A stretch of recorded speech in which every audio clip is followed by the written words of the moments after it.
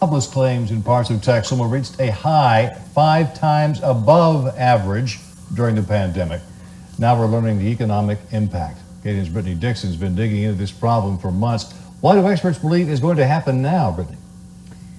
Bob, we've started to get our local unemployment rates down, not quite to pre-pandemic levels, but they are inching closer. It's creating the downfall of our economy. In some ways, it's creating safety hazards, and really it's an all-around fear of what's to come if we don't turn this great resignation around. Whether it's temporary or permanent, we've been watching businesses close their doors for months, all because people just don't want to work. Some business owners have even told us they had employees tell them bluntly they'd rather stay on unemployment. It's everywhere, right?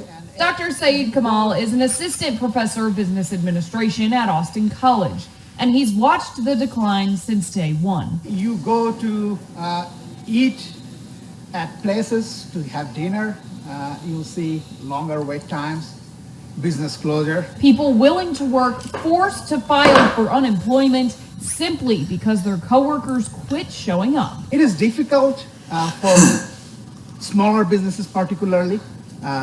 You have to compete with Walmart, Kohl's, and other big businesses who are hiring. Big businesses that can offer more money. And even though the goal is to keep the money local, places like the Dollar General Market in Tishomingo are essential to daily life.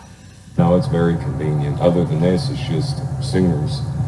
And here they carry a lot more other stuff, such as food, so. Lee Pierce is already driving 20 minutes from Mill Creek to get his groceries. The next closest stop is in Medill, which would almost double the drive time. If this store didn't have enough people, if it had to shut down, how would that impact you?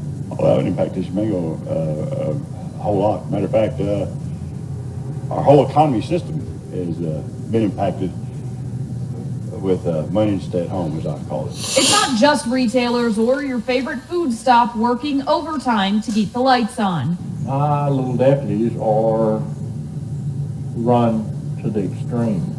They are stressed out thin. We're running 1 or 2 deputies a shift here.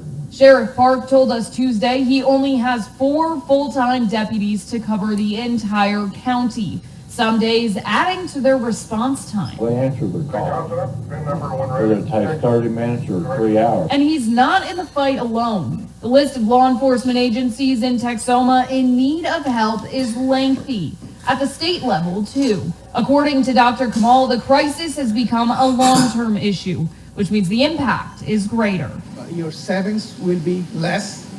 That means if we think that this will continue for a long term, then that will impact how you retire, when you retire. If it really does continue long term, something has changed fundamentally with regards to how we think about work-life balance. If you are still looking for the right fit for your next gig, you can find the links to statewide job boards in Oklahoma and Texas on our website at KTEN.com. Live in studio, Brittany Dixon, KTEN News. A lot of